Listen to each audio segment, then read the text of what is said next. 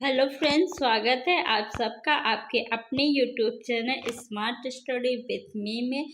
आज हम एनईपी 2020 के बारे में पढ़ेंगे। सीटेट में एनईपी से जो है अभी तक जो भी एग्ज़ाम हुए हर एग्ज़ाम में क्वेश्चन पूछे जाते हैं आपके जितने भी शिफ्ट में हुए हैं। और एनईपी का जो फुल फॉर्म है वो है आपका नेशनल एजुकेशन पॉलिसी 2020। 2020 में ही जो एनईपी है वो नहीं आया है। एनईपी इससे पहले भी आपका आया है। ये जो 2020 में आया ये तीसरे नंबर का है। और इसको जो है हम पढ़ेंगे, पहले इसकी थ्योरी पढ़ेंगे। क्या पढ़ेंगे हम? पहले थ्योरी पढ़ेंगे, उसके बाद जितनी भी अभी तक एनईपी से क्वेश्चन पूछे गए हैं यानी एनईपी 2020 से क्वेश्चन आए हैं आपके एग्जाम में सीटेट में जो बार बार रिपीट होते हैं उनको हम करेंगे क्वेश्चंस को। आपको बस इतना ही अच्छे से समझना है। अगर आपने ये थ्योरी और क्वेश्चन कर लिया तो आपका एनईपी से जो क्वेश्चन है एक भी नहीं छूटेगा। आपको रटना नहीं है, इसको अच्छे से समझना है। तो चलिए फ्रेंड्स वीडियो को स्टार्ट करते हैं। एनईपी देखिए 2020 में आया, लेकिन जो एनईपी है वो बना कब है, यानी उसको बनने में टाइम लगा है, कितना लगा है, कब स्टार्ट हुआ है, तो पहले हम ये जान लेते हैं। तो एनईपी जो है आपका जून 2017 में आया, तो 20 में है लेकिन जून 2017 में जो है एक समिति का यानी कमेटी का गठन किया गया था। उस कमेटी के अध्यक्ष कौन थे? तो अध्यक्ष जो है आपके इसरो के पूर्व चीफ डॉक्टर के कस्तूरी रंगन थे। कौन थे? पूर्व चीफ किसके? इसरो के डॉक्टर के कस्तूरी रंगन। डॉक्टर के कस्तूरी रंगन जो है वो इसके अध्यक्ष थे। इनकी अध्यक्षता में एक समिति का गठन किया गया। उस समिति ने जो है मई 2019 में यानी मई 2019 में जो है एनईपी बनाकर तैयार किया। मई 2019 में आपका बनकर जो है एनईपी वो तैयार हुई। और ये जो लागू कब हुई? तो लागू आपका 2022 में हुआ। कब हुआ? ये कब पारित किया गया यानी इसको लागू किया गया जो वो आपका मई 2020 में हुआ। इसीलिए इसको नेशनल एजुकेशन पॉलिसी 2020 कहते हैं, क्योंकि ये 2020 में आया, लेकिन बन के आपका जो है वो मई 2019 में ही तैयार हो गया था। पहली बार जो एजुकेशन पॉलिसी आई थी वो आपका 1968 में आया है। पहली बार कब आया है? 1968 में आया था। उसके बाद आपका फिर से जो दूसरी बार आया वो 1986 में आया। पहली बार 1968 में और दूसरी बार आपका 1986 में आया है। आप इसको याद कर सकते हैं। देखिए यहाँ 68 है, इसी को अगर हम उल्टा कर दें तो 86 यानी सेकंड कब आया? 86 में। और थर्ड आपका कब आया है? तो 2020 में आया है। यानी 2020 का जो एनईपी है वो आपकी तीसरी एनईपी है। इसमें जो 2020 की एनईपी थी उसमें स्कूली व्यवस्था जो पहले आपकी क्या थी? 10+2। पहले हमारी स्कूली व्यवस्था क्या थी? 10+2 यानी 1 से लेके 10 तक पहले पढ़ते थे। उसके बाद आपका 2 साल का जो है वो इंटरमीडिएट होता था। 1 से 10 तक हाई स्कूल यानी आपका प्राथमिक से लेके हाई स्कूल था। उसके बाद इंटर का 2 साल यानी 11 और 12 जो है ये 2 साल थे। अब इसको जो है चेंज कर दिया गया है। अब इस व्यवस्था को यानी इस सिस्टम को जो है वो चेंज करके न्यू व्यवस्था आई है। कौन सी आई है? आपकी जो है वो है 5+3+3। ये आपके एग्जाम में आ सकता है, इससे क्वेश्चन पूछे जाते हैं। न्यू क्या व्यवस्था? 5 है, +3 है, +3 है, +4। 5 इसको 4 स्टेज में बांटा गया है। पहले के 5 साल जो है उसको फाउंडेशनल स्टेज कहते हैं। क्या कहते हैं? Foundational stage. आपसे क्वेश्चन पूछ सकता है कि फाउंडेशनल स्टेज जो है वो कितने साल का होता है? तो आपका आंसर होगा 5 साल का होता है। सेकेंड स्टेज क्या है? आपका प्रिपरेटरी स्टेज आपका सेकेंड स्टेज है। ये आपका कितने साल का होता है? सेकेंड स्टेज 3 ईयर का होता है। थर्ड है आपका मिडिल स्टेज। मिडिल स्टेज जो है ये भी आपका 3 ईयर का होता है। फोर्थ है आपका सेकेंडरी स्टेज। सेकेंडरी स्टेज जो है वो आपका 4 ईयर का होता है। देखिए फर्स्ट स्टेज जो है आपका ये 5 ईयर का, इसको 2 भागों में बांटा गया है। पहले आपका 3 ईयर होता है, फिर 2 ईयर। फर्स्ट 3 ईयर जो है आपको ये होता है आपका प्री स्कूल, यानी जो आंगनवाड़ी होते हैं, आंगनवाड़ी बाल वाटिका, उसमें 3 साल बच्चे पहले पढ़ेंगे। ये जो 3 साल पहले जो है 12 साल की शिक्षा व्यवस्था थी, अब आपका जो है वो 15 साल का हो गया है। यानी शुरू के 5, 5 3 8, 5 3 8, 8 3 11 और 4 15। ये जो 3 साल इसमें बढ़े हैं वो आपके 12 के बाद नहीं बढ़े, यानी इंटर के बाद के नहीं बढ़े हैं, वो कक्षा 1 से पहले बढ़े हैं। जैसे आपके देखिए जो होते हैं प्राइवेट स्कूल, उसमें आपका LKG UKG, आपका प्लेवे, ये सब चलता है, लेकिन हम लोग का जो सरकारी स्कूल था उसमें ये नहीं चलता था।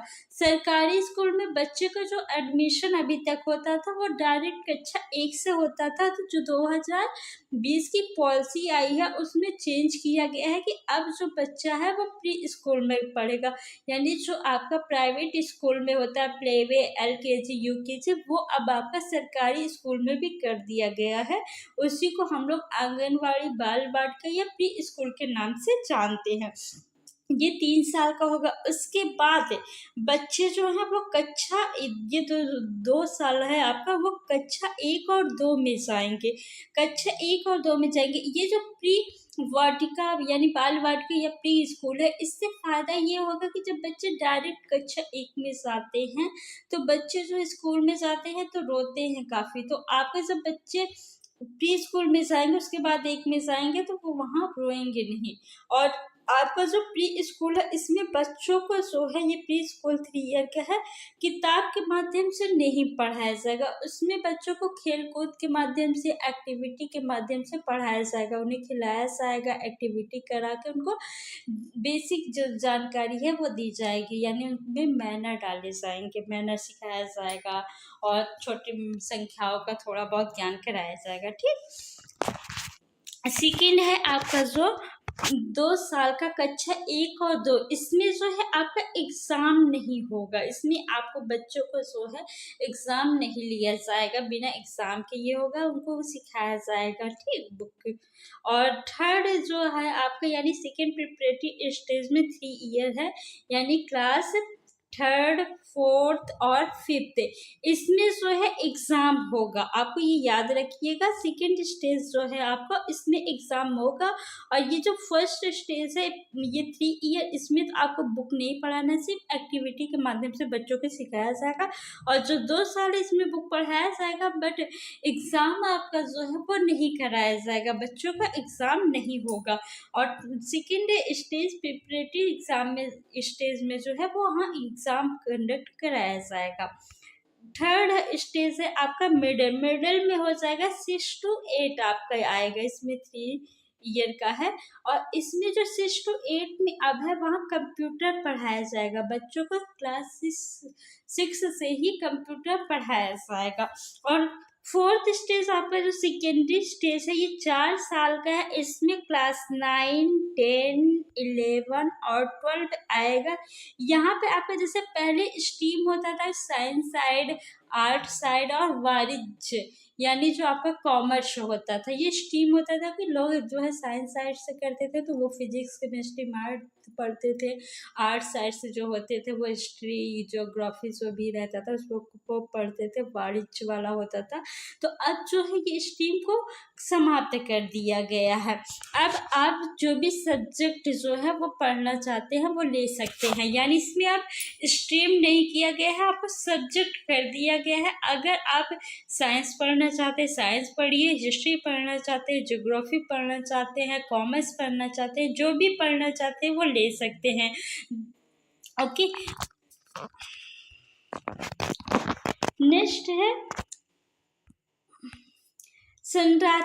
संरचनात्मक समझ, यानी बच्चे को जो है आपको इसमें रटना नहीं है, रटाना नहीं है, यानी उन्हें रटंत प्रणाली के माध्यम से नहीं पढ़ाना है। जैसे पहले होता था कि स्कूल में जो है वो टीचर लिख देते थे या लिखवा देते थे क्वेश्चन आंसर कुछ भी चीज, उसको बच्चे रट के याद करते थे। अब आपकी जो शिक्षा है वो आपको रटाना नहीं है, उन्हें समझाना है, उनमें जो है समझ विकसित करना है कि बच्चे चीजों को रट के नहीं समझ के पढ़े, यानी संरचनात्मक समझ, यानी कंसेप्टुअल आपका अंडरस्टैंडिंग उन्हें डेवलप करना है। आपको रटने पे जहाँ भी आपके क्वेश्चन में अगर रटने वाला ऑप्शन हो तो उस ऑप्शन को आप कट कर दीजिएगा, वो आपका निगेटिव होगा, वो हमेशा गलत होगा।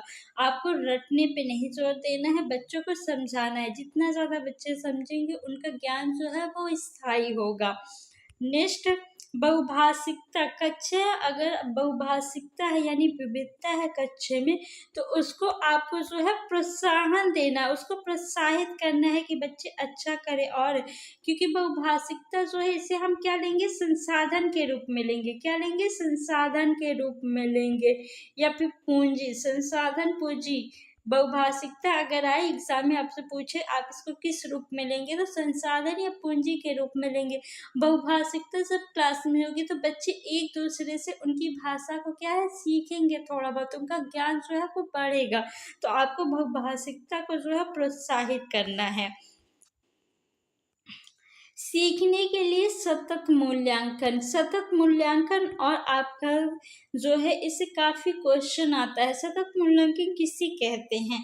सतत मूल्यांकन वो होता है जैसे जो लगातार किया जाए, यानी आपको जो पढ़ा रहे हैं टीचर मान लीजिए और आपसे कोई क्वेश्चन पूछ लेते हैं, तो वो क्या होगा, आपका सतत मूल्यांकन होगा। जैसे अभी पूछ लिया जाए कि मैंने आपको बताया ना कि एनईपी किसकी अध्यक्षता में, यानी समिति के जो अध्यक्ष थे वो कौन थे, तो आप लोगों में से कुछ लोग बता देंगे कि कस्तूरी रंगन थे, लेकिन कुछ लोग जो है वो भूल गए होंगे, नहीं बता पाएंगे। तो यहाँ पे आपको ऐसे कराना है एजुकेशन के सतत उनका मूल्यांकन करते जाना है।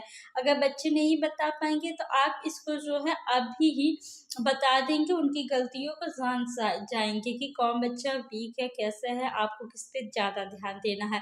और एक होता है आपका योगात्मक आकलन। योगात्मक आकलन यानी आप जैसे मान लीजिए जो एग्जाम पूरा चैप्टर आपने पढ़ा दिया, उसके बाद टेस्ट लीजिए, तो वो आपका क्या हो जाएगा, योगात्मक। और जो पढ़ाते टाइम टेस्ट लिया जाएगा वो सतत हो जाएगा।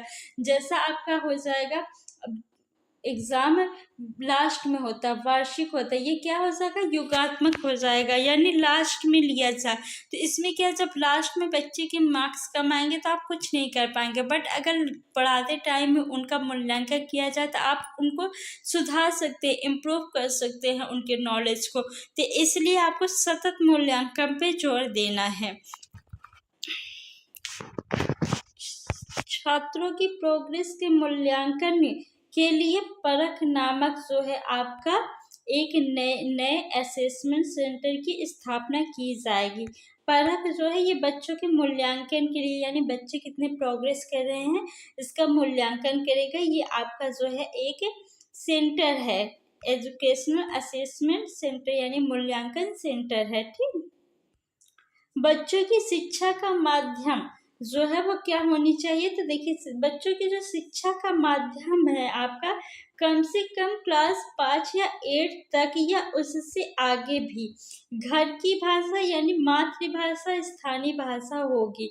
यानी जो बच्चे हैं उनको कम से कम 1 से लेके 5 तक आपको कम से कम कितना A1 to 5 किसमें पढ़ाना है, बच्चे की मातृभाषा, यानी वो जहाँ रहता है उसकी मातृभाषा जो है और वहाँ की स्थानीय भाषा जो है उसी में आपको उसको शिक्षा देनी है।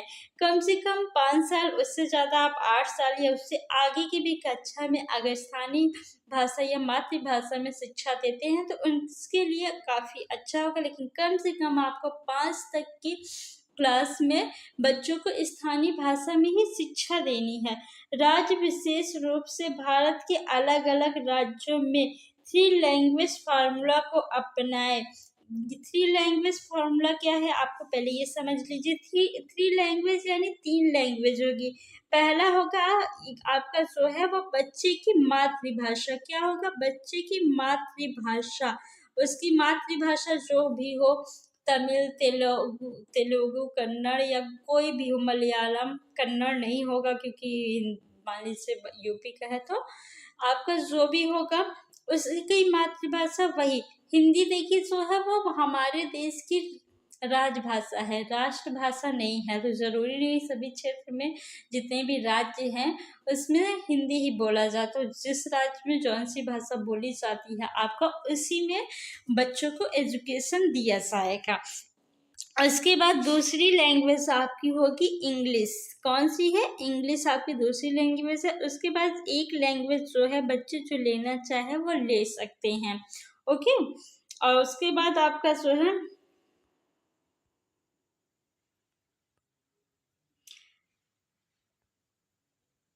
यहाँ देखिए दिया है, त्रिभाषा सूत्र के अंतर्गत एक विकल्प के रूप में दूसरी भारतीय भाषा और संस्कृत का अध्ययन भी किया जा सकता है। ठीक। हर बच्चे विशिष्ट क्षमताओं, रचनात्मकता, तार्किक सोच, नवाचार और समालोचनात्मक चिंतन की पहचान करना और उनके समग्र विकास के लिए प्रयत्न करना चाहिए।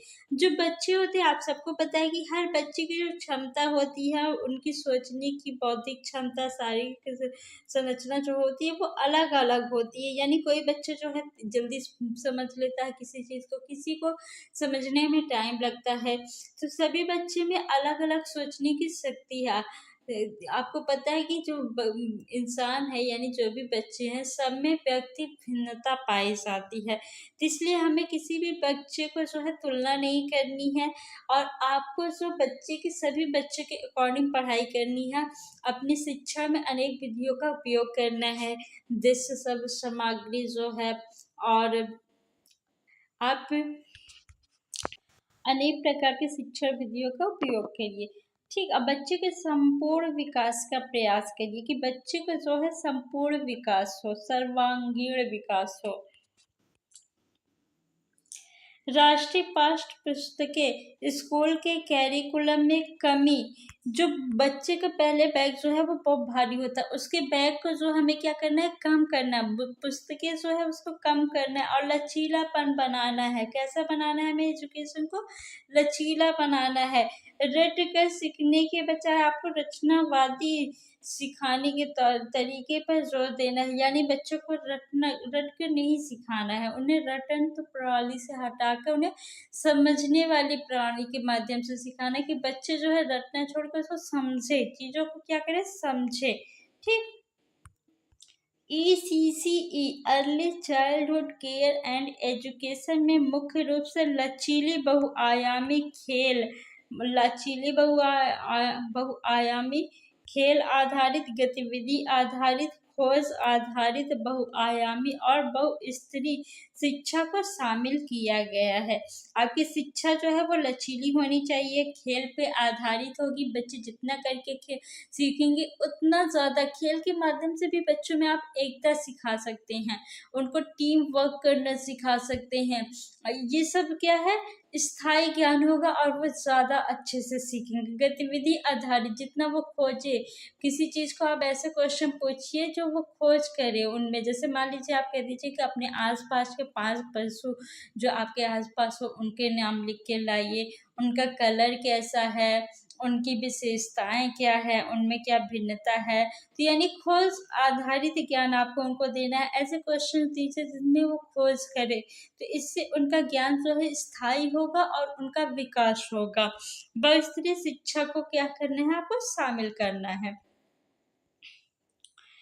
NCERT और SCERT के मार्गदर्शन में राज्यों, केंद्र शासित प्रदेश द्वारा सभी स्टूडेंट के स्कूल बेस्ड असेसमेंट के आधार पर तैयार होने वाले और पेरेंट्स को दिए जाने वाले प्रोग्रेस कार्ड, जो प्रोग्रेस कार्ड होगा यानी इसको हम लोग क्या कहते हैं हिंदी में, प्रगति कार्ड या उन्नति कार्ड, ये आपका 360 डिग्री बहुआयामी होगा। इसमें जो है बच्चे का संज्ञानात्मक विकास, भावात्मक विकास और विकास का बारीकी से किए गए विश्लेषण का विवरण होगा। यानी जो पहले रिपोर्ट रहता था उसमें से बच्चे ने कितने मार्क्स से हासिल किए, एग्जाम होता था कितने नंबर मिले, सिर्फ यही दिया रहता। लेकिन जो अब आपका प्रोग्रेस कार्ड होगा यानी जो अब आपका प्रगति रिपोर्ट होगा या उन्नति रिपोर्ट होगा, उसमें आपका बच्चे का जो है बहुआयामी विकास का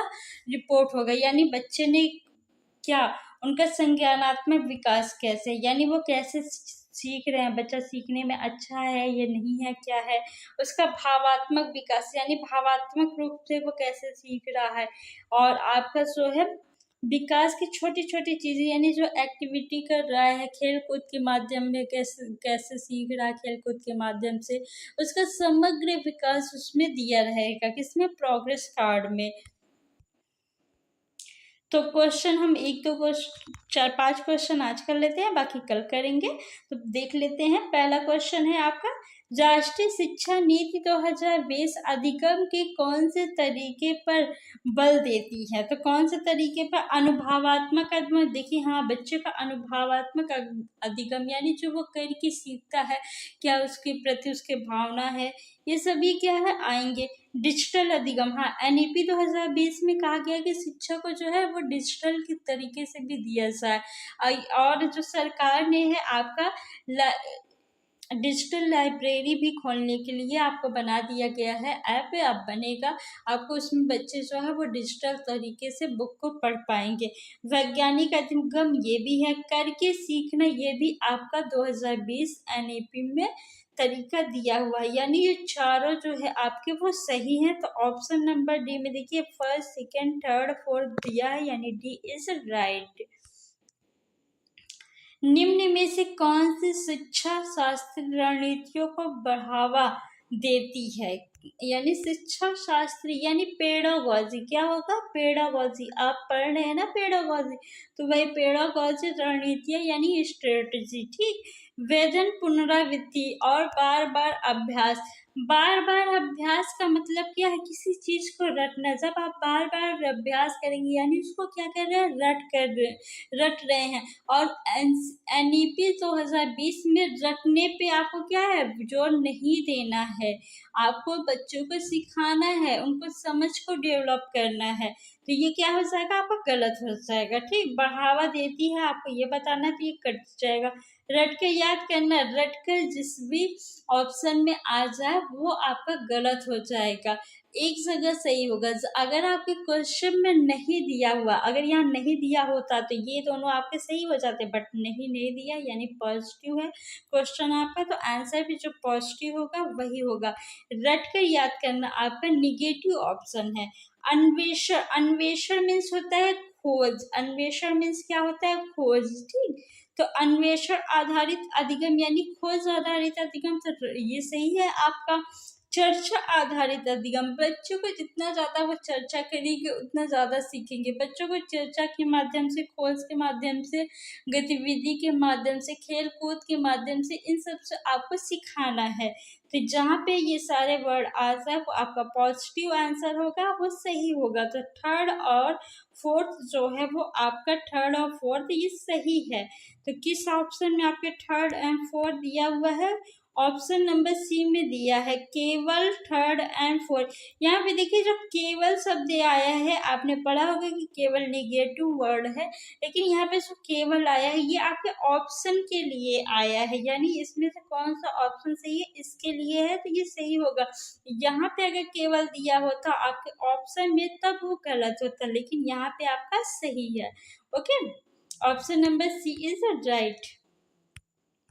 नेक्स्ट क्वेश्चन, राष्ट्रीय शिक्षा नीति 2020 ने किस पर जोर दिया है, आपको बताना है। बहुविषयकता, कठोर पाठ्यक्रम। देखिए कठोर पाठ्यक्रम नहीं, आपका पाठ्यक्रम कैसा होना चाहिए, लचीला होना चाहिए, लचीलापन पे जोर दिया है, लचीला, ठीक है। आपका जो पाठ्यक्रम है वो लचीला होना चाहिए।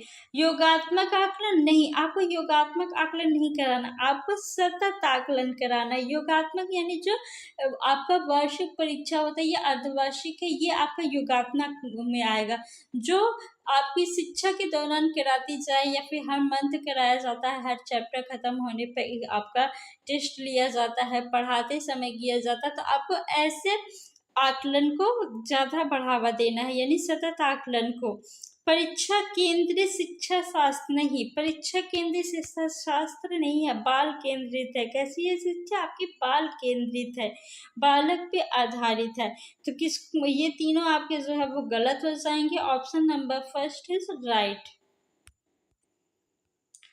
क्वेश्चन नंबर 4, अधिकथन ए आपको दिया हुआ है, कारण दिया हुआ है, और आपको बताना है क्या सही है क्या गलत है। ठीक, राष्ट्रीय शिक्षा नीति 2020 के अनुसार 5वीं तक के सभी बच्चों को उनकी मातृभाषा में शिक्षा दी जानी चाहिए। ये तो कहा गया है आपकी राष्ट्रीय शिक्षा नीति 2020 में कि कम से कम आपको 5वीं क्लास तक की जो शिक्षा है बच्चों को उसकी मातृभाषा में दी जानी चाहिए। अगर ज़्यादा से ज़्यादा आप 8वीं या उसके आगे भी दे सके तो भी बहुत अच्छा है। ठीक, कारण आर, छोटे बच्चे अपनी मातृभाषा में सार्थक अवधारणाओं को अधिक तेजी से सीखते व समझते हैं।